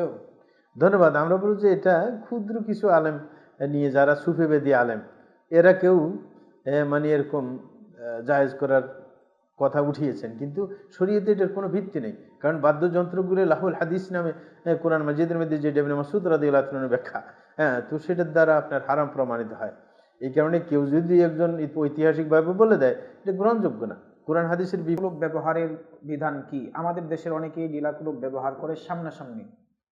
ধন্যবাদ। আমরা বলবো যে ঢিলা কুলুপ এটা সামনাসামনি ব্যবহার করে এটা অবশ্যই অভদ্রতা। এটা কোনো শরীয়তে প্রমাণিত না যে রসুলের সাহাবেরা সবাই একজন আরেকজনের সামনে ঢিলা কুলুপ ব্যবহার করতো। যারা ঢিলা ব্যবহার করতো, যেমন কি মদিনায় যারা ছিলেন, কুবাতে যারা ছিলেন ওরা পানি ব্যবহার করছে, কিন্তু মদিনাতে ব্যবহার করলে যে সবাই একজন একজনের সামনে করতো সেটা কিন্তু প্রমাণ নাই। আমাদের দেশে যেভাবে একজন একজনের সামনে মানে লেফট রাইট করে, আর বিশেষ করে দেখা যায় যে মহিলারা রাস্তা দিয়ে চলতেছে সে ধরে ঘুরতে আসে, না এটা অভদ্রতা, হ্যাঁ অপসংস্কৃতি। কিন্তু আপনি যদি নিজের জায়গায় আপনি মনে করেন যে অনেকের মল আপনার হালকা হয়ে থাকে, হ্যাঁ তরল হয়ে থাকে, তখন প্রয়োজন হইতে পারে, হাতে লেগে যাবে, হ্যাঁ ওয়াশ করতে গেলে, তখন আপনি ঢিলা ব্যবহার করতে পারেন। আর বিশেষ করে এখন তো টিস্যু পাওয়া যায়, সেগুলো ব্যবহার করতে পারেন। কিন্তু এটাকে বাধ্যতামূলক মনে করা সেটা কিন্তু মুশকিল। এমনিতে ব্যবহার করলে কোনো সমস্যা নেই, কারণ বাধ্যতামূলক প্রমাণ যদি আপনার মনে করেন তাইলে আপনাকে অবশ্যই প্রমাণ দেখাতে হবে, কারণ বাধ্যতামূলক হওয়া একটা বিধান। এই বিধানের জন্য প্রমাণ দেখাতে হবে যে রসুল আকরম সাল্লাল্লাহু আলাইহি ওয়াসাল্লাম বা সাহাবায়ে কেরাম থেকে এটার বাধ্যবাধকতা এসেছে। কিন্তু এমন কোনো প্রমাণ নাই যে যারা কুবার মধ্যে ছিল যে তারা ঢিলাও ব্যবহার করত এবং কি পানিও ব্যবহার করত, বরং তাদের ব্যাপারে এতটুকু প্রমাণিত যে তারা পানি ব্যবহার করেছে, কিন্তু মদিনার ওরা ঢিলা ব্যবহার করেছে। কিন্তু ওরা যে দুইটা একসাথে ব্যবহার করতো এরকম কোনো প্রমাণ হাদিস দ্বারা প্রমাণিত না। সুতরাং আবশ্যক মনে না করি কেউ যদি এমনিতেই অভ্যস্ত হয়ে যায়, ওগুলো করে অসুবিধা নেই। কিন্তু অভ্যস্ত হয়ে গেলে এটা চলবে, কিন্তু এমনি অভ্যাস করার দরকার নেই, বাধ্যবাধকতা যেন না বোঝায়। জি। আমাদের আরেক ভাই তিনি জানতে চেয়েছেন মাথার চুল কাটার নিয়ম কি? মাথার চারদিকের সব চুল সমান রাখতে হবে নাকি একটু ছোট বড় রাখা যাবে? ধন্যবাদ। মাথার চুল কাটার তিনটা নিয়ম। একটা হচ্ছে বাবরি চুল রাখা, হ্যাঁ যেটার আবার তিনটা ধরন আছে। ওই যে জিম্মা, লিম্মা, ওয়াফরা, তিনটা। একটা হচ্ছে একবারে কানের লতি বরাবর, হ্যাঁ আরেকটা হচ্ছে আপনার কাঁধের অর্ধেক বরাবর, আরেকটা হচ্ছে একবারে পিঠ ছুঁয়ে ছুঁয়ে এরকম, এই তিনটা। আরেকটা হচ্ছে আপনার হালক করা, মানে একবার শেপ করে দেওয়া মাথাকে, হ্যাঁ ছেঁচে ফেলা যেটাকে বলা হয়। আরেকটা হচ্ছে জায়েজ, যেটা সিস্টেম সেটা হচ্ছে সমান্তরাল করা, মানে পুরো মাথা সমানভাবে কাটবে, যেমন বর্তমানে সহজভাবে মেশিন দিয়ে কাটা যায়। কিন্তু এক সাইডে, বিশেষ করে আমাদের দেশে আর্মি কাট বলে আর কি, হ্যাঁ মানে পিছনের সাইডে একবারে ছোট করে ফেলানো, কানের এই সাইডে ছোট করে ফেলানো, উপরে শুধু বড় বড় করে রাখা, এটাকে কাজা বলে। এটা শরীয়তে জায়েজ নেই, এটা করা যাবে না। সুতরাং এটা থেকে বিরত থাকবে, সমান করে কাটবে, এটাই হচ্ছে নিয়ম। জি। আমাদের আরেক ভাই প্রশ্ন করেছেন একজন মানুষ অন্যায়ভাবে অনেক সম্পদ উপার্জন করেছে কিন্তু এখন সবকিছু ছেড়ে আল্লাহর রাস্তায় চলে আসছে, তাহলে তার সম্পদের কি হবে? জি, অন্যায়ভাবে এটা অনেক ধরনের হতে পারে। অন্যায়ভাবে যদি এমন হয় যে সুদের সাথে জড়িত ছিল, হ্যাঁ তাইলে তওবা করলে ঠিক হয়ে যাবে। যেগুলা ফিল্ডের মধ্যে যখন তওবা করে, যদি ফিল্ডে কোনো টাকা থাকে আর সুদ নিতে পারবে না, কিন্তু যেটা আগে নিয়ে গেছে, আগে নিয়ে ফেলছে, সম্পদ মানে বিনিয়োগ করে ফেলছে, বাড়িঘর করে ফেলছে, তখন সেটা আর ফেরত দিতে বাধ্য না। কিন্তু অন্যান্য পন্থায় চুরি করে নিয়েছে, হ্যাঁ তারপরে জালিয়াতি করে নিয়েছে, তারপরে ঘুষ নিয়েছে, এই জাতীয় যত পন্থা আছে যেটা একবারে সুস্পষ্ট হারাম, অন্যের অধিকার তার ইচ্ছার বাইরে অধিকার হনন করেছে, সেগুলো কিন্তু ফেরত দিতে হবে, সেগুলো থেকে বেরিয়ে আসতে হবে।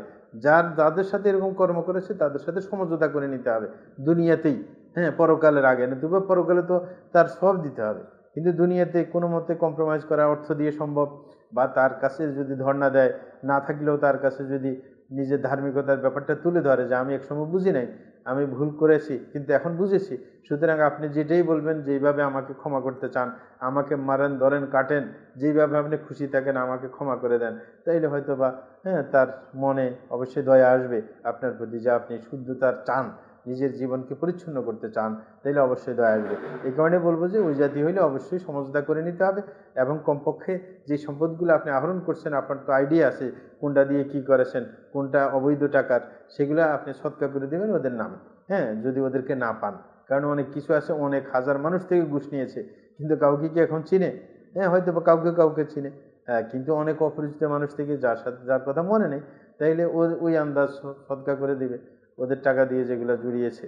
এটা ব্যক্তি অবশ্যই জানে যে কি কি করেছে সে অবৈধ টাকা দিয়ে, যেগুলা করেছে অবৈধ, একেবারে হারাম।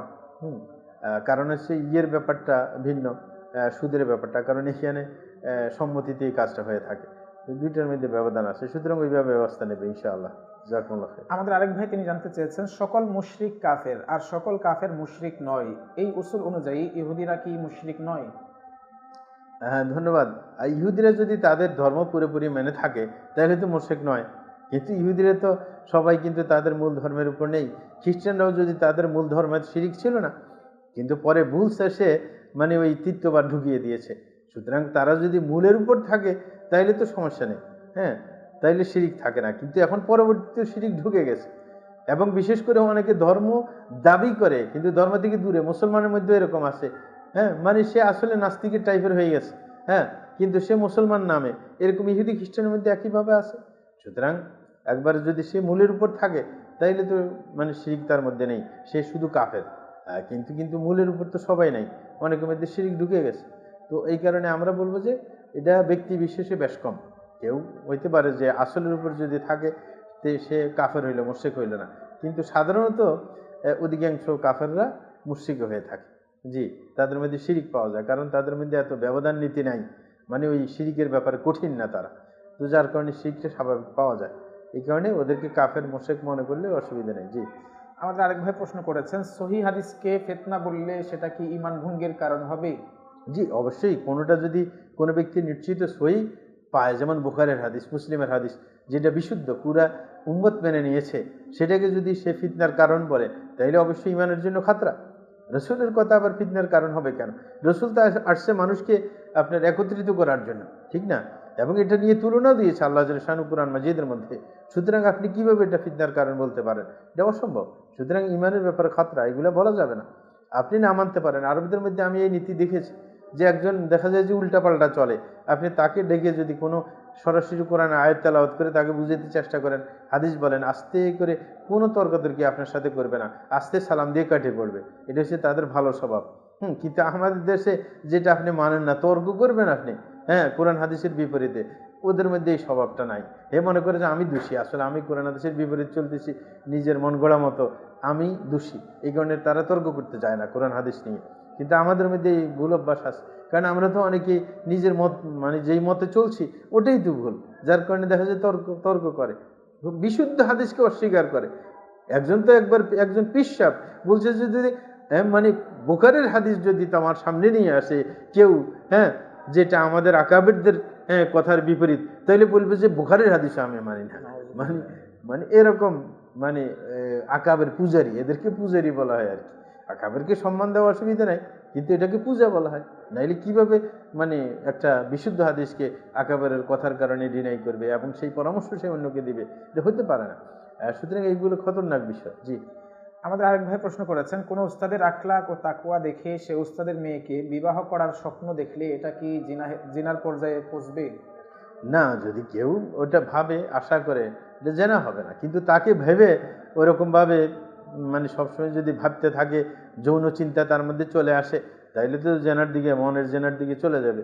কিন্তু এমনি যদি মনে করে যে ভদ্রমুত্তাকি মানুষ, তার ফ্যামিলিতে যদি বিয়ে করা যায়, এরকম একটা আশা থাকে, এই আশাতে সমস্যা নেই, যদি আশা বাস্তবায়ন হয় আর কি। এই কারণে আমরা বলবো যে অনেক সময় আশা বাস্তবায়ন হয় না, এই কারণে আশা নিয়ে মর্মাহত হওয়ার কোনো কারণ নেই। আপনার তাকদিরে যে আছে সেটাই পাবেন।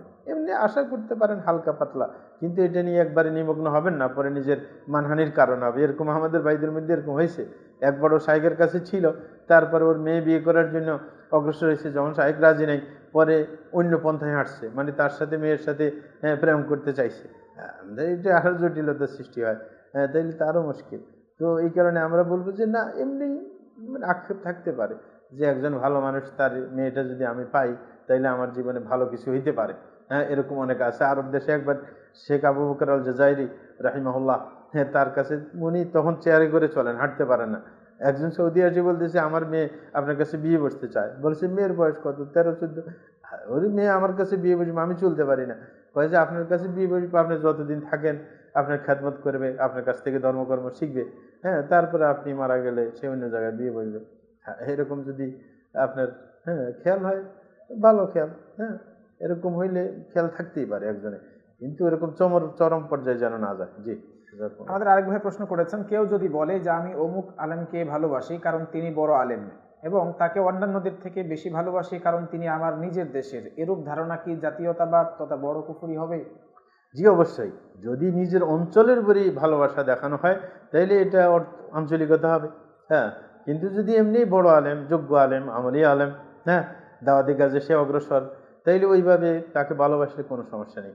কিন্তু কাউকে এমনভাবে ভালোবাসবে না যে অন্যকে মানে নিচু করে দেখবে। কারণ রাসূল আকরাম সাল্লাল্লাহু আলাইহি ওয়াসাল্লামের যুগে যখন সাহাবী একজন আপনার একজন সাথে ইহুদির সাথে দ্বন্দ্ব করছে, হ্যাঁ, সে বলছে যে আমার নবী এসে বড়, হ্যাঁ, ও বলছে আমার নবী বড়, হ্যাঁ, তারপরে ওরে থাপ্পড় লাগাই দিয়েছে যখন, হ্যাঁ, মানে আমাদের নবীকে ছোট মনে করছে। রসুল তো সাইয়্যিদুল মুরসালিন, রসুলের মূল্য বেশি মুসা ইসলাম থেকে, এটা মানে কোরআন হাদিস দ্বারা প্রমাণিত। তারপর রসুল বলছেন না, এরকম করা যাবে না। হ্যাঁ, লা তুতরুনি, হ্যাঁ, কামা আতরাত, হ্যাঁ, কি বলে যে বনু ইসরাঈলা ফি ঈসা ইবনে মারইয়াম, যে আমার প্রশংসা করতে গিয়ে বাড়াবাড়ি করবে না, যেরকম ঈসা ইসলামের ব্যাপারে বনু ইসরাঈলা বাড়াবাড়ি করছিল। সুতরাং আমরা বলবো যে একজনকে বেশি সম্মান দিতে গিয়ে আরেকজনের যেন অবমূল্যায়ন না হয়। অনেক আছে একজনে এত বেশি সম্মান দেয়, আরেকজনের উপর আঘাত করে, মানে অন্যের ব্যাপারে ফেসবুকে লেখালেখি করে। না, আপনি একজনকে বেশি কাজের কারণে তাকে প্রাধান্য দিতে পারেন, একটু বেশি ভালোবাসতে পারেন, কিন্তু অন্যকেও সম্মান দিতে হবে যে তারাও দিনের দায়ী। সুতরাং প্রত্যেককে ভালোবাসতে হবে। যেরকম আম্বিয়া কেরামের মধ্যে সাইয়্যিদুল মুরসালিন আমাদের রসুল, তাই বলে অন্য, হ্যাঁ, রসুল তাদেরকে ভালোবাসতে হবে না? অবশ্যই। এমন করা যাবে না অন্যের অবমাননা হয়। হ্যাঁ, এই কারণে রসুল ইসলাম অন্য হাদিসের মধ্যে যে লা তুফাদ্দিলুনি, হ্যাঁ, আলা ইউনুস ইবনে মাত্তা, হ্যাঁ, ইউনুস ইসলামের উপর আমাকে সম্মানিত ভাবনা। হ্যাঁ, কিন্তু আসলে তো উনি সম্মানিত, কিন্তু মানে অন্যের অবহেলা হবে, অন্যকে অবমূল্যায়ন করা হবে, হ্যাঁ, এরকম যেন না হয়। জি। আমাদের আরেক ভাই প্রশ্ন করেছেন, ইবনে উসাইমিন রাহিমাহুল্লাহ এর একটি ভিডিওতে দেখেছি যে তিনি হস্তমৈথুনকে শিরিক বলেছেন, এর ব্যাখ্যা কি? ধন্যবাদ। আমরা বলবো যে শিরিকের পর্যায়ে যেতে পারে যদি এটার মানে আসক্ত হয়ে যায় তাইলে। হ্যাঁ, কারণ শরীয়ত বিরোধী কাজকে, যেটা শরীয়ত হারাম করেছে, সেটার প্রতি যদি আসক্ত হয়ে যায় তখন এটা মানে সে ওটার প্রেমে পড়ে যায়, তখন এটাকে একবার হালকা মনে করে, গুনাহ মনে করে না। আর কোনো গুনাহকে, যেটা প্রতিষ্ঠিত শরীয়তে, কোনো গুনাহকে গুনাহ মনে না করা, এটা কিন্তু ঈমান ভঙ্গের কারণ। হ্যাঁ, তো এটাই হচ্ছে ওই পর্যায়ে চলে গেলে আর কি। কিন্তু এমনি কেউ শয়তানের ধোঁকা পড়ে করে ফেললে সেটা ভিন্ন, তাইলে ওটার মানে আসক্তি যেন না চলে আসে, সেটা অবশ্যই খেয়াল রাখতে হবে। এরকম ভালোবাসার ব্যাপারে একই কথা। একজনকে আপনি যদি এমন ভালোবাসেন যে তার ভালোবাসার কারণে আপনি শরীয়ত পরিত্যাগ করতে পারেন, এমন পর্যায়ে চলে যায় যে তার ভালোবাসাটাই আপনার কাছে শ্রেষ্ঠ আল্লাহ এবং রসুলের ভালোবাসার উপর, তাহলে তো ওটা ওই ভালোবাসা শিরকের পর্যায়ে যায়, ওই রকম আর কি। এই কারণে যারা মাদকাসক্ত, মুদমিন যাদেরকে বলা হয়, রসুল আকরাম সাল্লাল্লাহু আলাইহি ওয়াসাল্লাম তাদেরকে বলছে মুদমিন ও খামর কাআবিদি ওয়াথান, যে যারা আপনার নেশার প্রেমে পড়ে যায়, নেশায় মত্ত হয়ে যায়, মানে তারা একজন মূর্তি পূজারীর মতো। তাইলে ওই চরম পর্যায়ের অবস্থা আর কি তখন হইতে পারে। জি। আমাদের আরেক ভাই প্রশ্ন করেছেন, বাংলাদেশে এক স্থানে রাম মূর্তি তৈরি করা হচ্ছে, এটার প্রতিবাদে মুসলমানের করণীয় কি এবং মুসলমানদের কি রকম ভূমিকা থাকা উচিত? ধন্যবাদ। মুসলমান অবশ্যই নিজেদের ক্ষোভ প্রকাশ করবে, কারণ এটা তো ষড়যন্ত্রমূলক করা হচ্ছে। ষড়যন্ত্রমূলক করা হওয়ার কারণে কিন্তু মুসলমান এটা নিয়ে ওদেরকে আপনার মারতে ধরতে যাবে না, ওদের নিজে যায় ভাঙিয়ে দিতে যাবে না, প্রশাসনকে আবেদন জানাবে যেন প্রশাসনের সাথে লবি করবে। হ্যাঁ, কারণ প্রত্যেকের এরকম এমন পর্যায়ের আছে ব্যক্তিবর্গ, হ্যাঁ, ইসলামপন্থীরা, যারা প্রশাসনের সাথে কথা বলার যোগ্যতা রাখে, প্রশাসন তাদেরকে মূল্যায়ন করে, ওদেরকে দিয়ে, হ্যাঁ, মানে চাপ সৃষ্টি করবে, সরকারকে বুঝাইতে চাইবে, কারণ এই যে সরকারি কাজ, সরকার বন্ধ করে দিবে। এবং এটা করছেও, যে হরিদাস তাকে ধরা হয়েছে, হ্যাঁ, অন্য মামলায় আর কি, হ্যাঁ, তাকে ওইরকম ধরার ব্যবস্থা করা হয়েছে, এটা প্রশাসনের কাজ। কিন্তু আমরা বিশৃঙ্খলা করতে যাব না, কারণ এটা যদি নিজে ভাঙতে যায় তখন এটা মানে একটা আপনার গোষ্ঠীতে গোষ্ঠীতে দ্বন্দ্ব হয়ে যাবে, ধর্মে ধর্মে। সুতরাং এটা বড় আকার ধারণ করবে। আর এটা ওরা চাই, এটা যে এরকম মূর্তি বানাইলে মুসলমানরা খেপে যাবে, মারামারি হবে, তখন নির্যাতনের ধুয়া তোলা যাবে। সুতরাং এই ব্যাপারে আমরা প্রশাসনের শরণাপন্ন হব। জি, প্রশাসনকে চাপ সৃষ্টি করব যেন প্রশাসন ব্যবস্থা নেয়। জি। আমাদের আরেক ভাই তিনি জানতে চেয়েছেন, কিস্তিতে কোনো কিছু নেওয়া যাবে কি? যে কিস্তিতে কোনো কিছু নিতে সমস্যা নেই, কারণ কিস্তি নিলে সাধারণ মূল্যের চাইতে বেশি নেয়, কারণ অনেকদিন তার টাকা পড়ে থাকে, এই কারণে এতে কোনো সমস্যা নেই। কিন্তু দুইভাবে দেওয়া যাবে না, মানে একভাবে দিতে হবে যে এত কিস্তি দিবে। কিন্তু অনেকে আবার এটার মধ্যে আরেকটা ঢুকাই ফেলে, হ্যাঁ, এক মানে চুক্তির মধ্যে দুই চুক্তি ঢুকতে পারে না, যে এমনও বলতে পারে যে ঠিক আছে 6 মাসে এত টাকা দিবা, হ্যাঁ, আর যদি 3 মাসে দেও তাইলে এত টাকা দিবা না, একবারে ফাইনাল কথা, যেটা তুমি কয় মাসে নিতে চাও তাহলে ওইভাবে রেট দিবে। কিন্তু দুই রকম চুক্তি একটার মধ্যে ঢুকাই দিবে না, কারণ রসুল বলছেন লা বাইআ আতাইনি ফি বাইআ, যে এক বিক্রির অধীনে দুই বিক্রি ঢুকতে পারে না, ওই ব্যাপারে সতর্ক থাকবে। জি। আমাদের আরেক ভাই তিনি জানতে চেয়েছেন, যে ইচ্ছা করে কোরআনের অর্থ ভুল বোঝায় মানুষকে, অর্থাৎ মানুষকে কোরআনের অর্থ ইচ্ছা করে সে ভুল বোঝায়, তার পেছনে সালাত আদায় করা যাবে কি? না, ইচ্ছে করে সাধারণত ভুল বোঝায় না, অনেকে মানে সে নিজেই ভুল বুঝছে। হ্যাঁ, ইচ্ছে করে ভুল বুঝানো এটা আলেমের দ্বারা সাধারণত সম্ভব হয় না। যাদেরকে বাতিল ফেরকার আলেমেরা ওটা মনে করেই সত্য, সেটা মনে করে যে ওইরকম ব্যাখ্যা দেওয়াই তার দায়িত্ব, এরকম। যদি কেউ সত্যিকার জানে শুনে যে না এটার ব্যাখ্যা এটা, কিন্তু ইচ্ছে করে তো ভুল বুঝায়, তাইলে তো সে মহাপাপী। হুম, মহাপাপী, সে বিকৃতকারী অবশ্যই। তো ওটা মুশকিল। জি। আমাদের আরেক ভাই তিনি জানতে চেয়েছেন, আল্লাহর ডান পা বা বাম পা ও ডান হাত বা বাম হাত সম্পর্কে কোরআন হাদিসে কিছু আছে কি? ধন্যবাদ। আপনার পায়ের ব্যাপারে ওরকম নেই, কিন্তু হাদিসের মধ্যে হাতের ব্যাপারে আছে। ওয়াকিলতা ইয়াদাইহি ইয়ামিন, আল্লাহর দোনো হাতটাই কি ডান, ডান বলেছেন রাসূল আকরাম সাল্লাল্লাহু আলাইহি ওয়াসাল্লাম।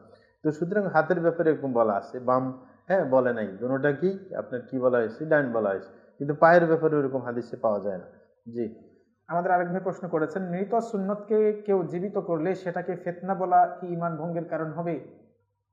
জি, জেনে শুনে বললে অবশ্যই ঈমান ভঙ্গের কারণ হবে। যদি একজনে জানে না, এ মনে করছে এটা সুন্নত না, খালি খালি মানে ঝামেলা করতেছে, তাহলে সেটা ভিন্ন ব্যাপার, তার ওজর। কিন্তু যদি সে জানে এটা সুন্নাহ, কেউ এটাকে আবার প্রতিষ্ঠিত করার চেষ্টা করতেছে, যদি এটা ফিতনা মনে করে, অবশ্যই তার ঈমানের জন্য খাতরা। জি। আমাদের আরেক ভাই প্রশ্ন করেছেন, অজুর সময় দাড়ি খিলাল এবং কান মাসে করার বিধান কি? দাড়ি খিলাল কি আলাদা এক অজলা পানি দিয়ে করতে হবে? আর কান মাসের ক্ষেত্রে কি কানের ভিতরের ভাঁজগুলি সহ মাসে করতে হবে, নাকি শুধু শাহাদাত আঙ্গুলের কানে দিয়ে বাইরের দিকে মাসে করতে হবে? জি, ধন্যবাদ। আমরা বলবো যে দাড়ি খেলাল করা এটার জন্য আপনার ভিন্ন পানি নেওয়াই ভালো। কিন্তু আপনার কানের মাসের করার ক্ষেত্রে মানে দ্বিতীয়বার পানি নেওয়ার বাধ্যবাধকতা নেই, কারণ রাসূল ইসলাম বলছে হ্যাঁ আল উদনানি মিনার রাস, হ্যাঁ মানে কানটাকে মাথার অধীন করে দিয়েছে, সুতরাং মাথার জন্য যে পানি নিয়েছে ওটাই যথেষ্ট হবে। কারণ এই কারণে ওই যে মাসে করার ক্ষেত্রে এই আঙ্গুলগুলোকে পৃথক রাখা, সেটা যেন মাছের মধ্যে ব্যবহার না হয়, ওটা কানের জন্য রেখে দেওয়া। হ্যাঁ, এরকম পিছন থেকে পিছনে নিয়ে আবার উপরের দিকে নিয়ে কিন্তু এই অংশটা থেকে যায়, ওটা দিয়ে কান মাসে করা সাধারণ নিয়ম আর কি। তো সেটাই আর কি, এই কারণে ওটার জন্য বাড়তি পানি নেওয়ার প্রয়োজন পড়ে না, রসুলের হাদিস থেকে এটাই বোঝা যায়। কিন্তু দাঁড়িয়ে খেলা করার সময় বাড়তি পানি নিতে পারে। জি। আমাদের আরেক ভাই তিনি প্রশ্ন করেছেন, কোরআন পড়তে না জানলে বাংলা উচ্চারণ দেখে পড়লে কি সওয়াব হবে? আমরা বলবো যে কোরআন পড়ার তেলাওয়াত করতে হবে, বাংলা পড়লে হ্যাঁ মানে বাংলা অর্থ পড়লে কাজ হবে না। আর যদি বাংলায় উচ্চারণ করতে যায় সেখানে ভুল হবে। এই কারণে কোরআন তেলাওয়াত ভিন্নভাবে শিখতে হবে আলেমদের থেকে, এইভাবে রসুল থেকে চলে আসছে ধারাবাহিকভাবে, একজন আরেকজনকে পড়িয়েছেন, এইভাবেই কিন্তু সিলসিলা চলে আসছে। এবং কোরআন তেলাওয়াত শিক্ষা দেওয়া এটা রসুল একটা মিশন ছিল, এই কারণে অবশ্যই একজন থেকে শিখে নেবে। কিন্তু বাংলা উচ্চারণ দেখে যেমন এমদাদি লাইব্রেরির পাওয়া যায়, হ্যাঁ এরকম উচ্চারণ আরব দেশে পাওয়া যায় না, নিষেধ। হ্যাঁ, কারণ ওই যে আরবের উচ্চারণটা বাংলায় করা সম্ভব না, অন্য যে কোনো ভাষায় যতই আপনি চিহ্ন ব্যবহার করেন তেমন একটা কাজ দেয় না, এই কারণে ওটা ভিন্ন করে শিখতে হবে। জি। আমাদের আরেক ভাই তিনি প্রশ্ন করেছেন, যারা বলে আমাদের কোনো ফতোয়া জানার থাকলে এআই থেকে আমরা জেনে নেই, শায়েখদের থেকে জিজ্ঞাসা করার প্রয়োজন বোধ করি না, কারণ এআই বিভিন্ন আলেমদের ফতোয়া রেফারেন্স সহ দিয়ে দেয়, এই ধরনের ব্যক্তিদের জন্য আপনার পরামর্শ কি হবে? হ্যাঁ, ধন্যবাদ, চমৎকার কথা। আমরা বলবো যে এআই একটা মানুষের তৈরি, সেটা ভুল করে। আমরা দেখি যে এই যে এআই দিয়ে অনুবাদ করে, অনুবাদে ভুল করে, কারণ সে তো ওই যে সেটিং করা, সে অনেক সময় ওইভাবে একত্রিত করতে গিয়ে ভুল করে ফেলে, ভুল অনুবাদ হয়ে যায়। সুতরাং ওটার উপর নির্ভর করে এটা বোকামি। হ্যাঁ, কারণ এটাকে ফাঁকি দেওয়া হ্যাঁ মানুষের পক্ষে সম্ভব। হ্যাঁ, এই কারণে ওই যে এরকম যেগুলো খেলাধুলা আছে এরকম ইন্টারনেটে, এগুলাকে কিন্তু এরকম অনেকেই মানুষ ওদের সাথে ফেল করে দিতে পারে নিজে খেলে, হ্যাঁ ব্যক্তি। তো সুতরাং এআই এর উপর নির্ভর করা এটা কখনো ঠিক না, কারণ এআই কি করে ইন্টারনেটে যত তথ্য আছে এই সংক্রান্ত সকল যাচাই করে সামনে দেয়। আপনি যদি বলেন দলিল দেওয়ার জন্য দেয়, এখন যদি আপনার দলিল বিরোধী পক্ষের একটা দলিল পায়, সেও তো ওটা উপস্থাপন করতে পারে, অসম্ভব তো কিছু না। তো সুতরাং আপনি কিভাবে পার্থক্য করতে পারবেন? কারণ সে তো ইন্টারনেট থেকে সংগ্রহ করে, মানে ইন্টারনেটে যত তথ্য আছে সেগুলোর থেকে দ্রুত সংগ্রহ করে আপনার সামনে উপস্থাপন করে। এই কারণে আমরা বলবো যে এর উপর নির্ভর করা হ্যাঁ একজন সাধারণ মানুষের জন্য ঠিক হবে না, ভুল তথ্যের সম্মুখীন হইতে পারে। একজন আলেম যিনি যোগ্য সে সহযোগিতা নিতে পারে, কিন্তু সাধারণ মানুষের জন্য এর উপর নির্ভরশীল হওয়া ঠিক না। জি। সুপ্রিয় দর্শক শ্রোতা, দিনী ভাইয়েরা বোনেরা যারা আমাদের সাথে এতক্ষণ ছিলেন, যুক্ত ছিলেন, তাদের সকলকেই আবারও কৃতজ্ঞতা জ্ঞাপন করছি এই দোয়ার মাধ্যমে যে আল্লাহ রাব্বুল আলামিন যেন আপনাদের এই সময়টাকে, এই শ্রমটাকে যেন আল্লাহ রাব্বুল আলামিন কিয়ামতের সেই কঠিন মুহূর্তে, লোমহর্ষক মুহূর্তে নাজাতের ওসিলা হিসেবে কবুল ও মঞ্জুর করে নেন, আমিন। আপনাদের কাছে দুঃখ প্রকাশ করছি যে আমাদের নেটের কিছু সমস্যা থাকার কারণে লাইভে কিছুটা প্রবলেম হয়েছে, সেজন্য আপনাদের কাছে আমরা আন্তরিকভাবে দুঃখ প্রকাশ করছি। সম্মানিত শাইখের দোয়ার মাধ্যমে আমরা আমাদের লাইভটিকে এখানে সমাপ্ত ঘোষণা করছি। সুবহানাকাল্লাহু ওয়া বিহামদিকা আশহাদু আল্লা ইলাহা ইল্লা আনতা আস্তাগফিরুকা ওয়া আতুবু ইলাইক। আজকে অ্যাক্টিভিটি ছিল ভালোই, নেটের সমস্যা করছে? নেটের একটু সমস্যা হয়েছে, এই যে আমাদের নেটের সমস্যা একটু স্লো করতেছে আর কি। স্লো ছিল, এমনি বন্ধ হয়ে যায়নি? না, বন্ধ হয়ে যায়নি।